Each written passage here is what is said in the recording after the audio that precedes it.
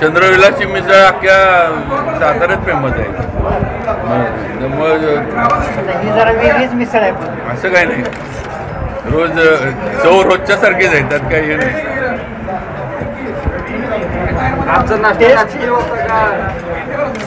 नरेंद्र पाटील हे आधी माझे मित्र आहेत. आम्ही दोघांनी आमदार म्हणून एकत्र काम केले आणि अनेक वेळेला त्यांनी माथाडीच्या माध्यमातून मला मदत केली आहे. काल मानकुमरे भाऊंच्या इथं कावडीला यात्रेच्या कार्यक्रमात ते आले होते.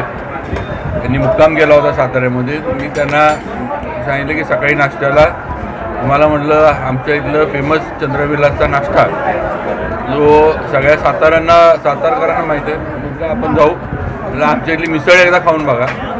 आणि ते आले. आता पुढं जे काही म्हणजे पुढचं जे काय असेल ते पुढं होईल.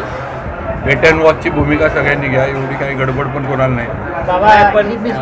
नरेंद्र पाटील आता भाजपचे उमेदवार असण्याची शक्यता आहे. मित्र म्हणून त्यांना शुभेच्छा तरी आहेत. मित्र मैत्री शेवटी मित्राला शुभेच्छा देणं गरजेचं असतं.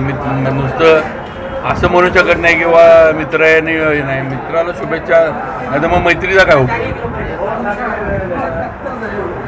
त्याच्यामुळं पक्षश्रेष्ठी नाराज होऊ शकतात. काय विषय, नाश्त्याला मिसळपाव खायला आलं पण पक्षश्रेष्ठी नाराज व्हायचं काय कारण. साताऱ्यातल्या राजकीय घडामोडींमध्ये दही मिसळ होणार आहे. नाही, दही वडा होईल, दही मिसळ नाही व्हायची. त्याची कोणतीच चिंता नाही येत. सध्या माझं एकच धोरण आहे, टेन्शन घ्यायचं नाही, टेन्शन द्यायचं. खूपच प्रसिद्ध मिसळ आहे. या मिसळीमध्ये तिखट कमी आणि गोडवा जास्त आहे. मिसळ खरं म्हणजे तिखट असते, ठसका लागतो. पण आजच्या दिवसाची मिसळ ही खूप गोड आणि खूप चांगली होती, त्याच्यात आनंद झाला.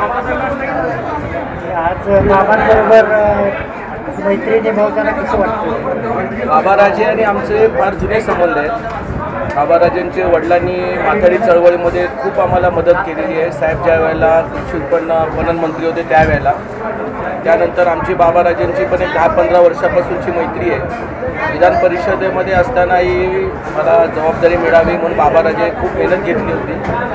आणि काल आमचे दुसरे बंधू वसंतराव मानकुमरे साहेब हे माझे खूप चांगले मित्र आहेत, मोठे बंधू आहेत. यात्रेनिमित्त बसलो, गप्पा मारल्या. खरं म्हणजे आजची मिसळ ही सगळी काय बंद कमरेमधली मिसळ नाही आहे. बरेचसे राजकीय पुढारी बंद कमऱ्यामध्ये चहा पितात, मिसळ खातात, जेवणं करतात.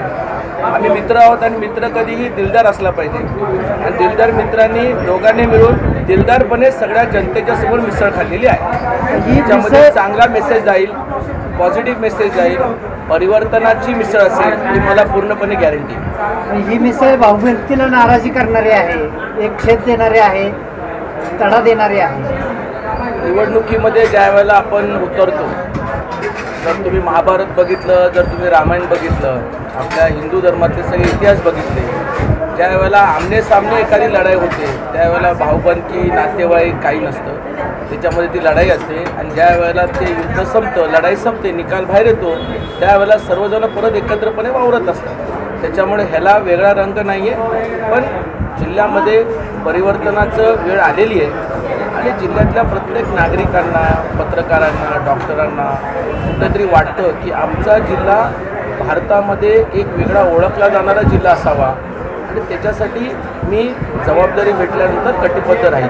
नाही, शिवेंद्रराजेंच्या मैत्रीचा लोकसभेला तुम्हाला काय फायदा होईल का निवडून. मैत्री फायदा आणि नुकसानसाठी बघायचं नसतं. मैत्री असते.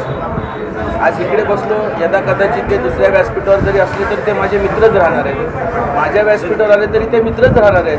मित्र आणि राजकारण हे फार वेगवेगळ्या गोष्टी आहेत. याच्यामध्ये समीकरण मी कधीच करत नाही. पण तरी बी तुम्हाला काय वाटते का फायदा होईल.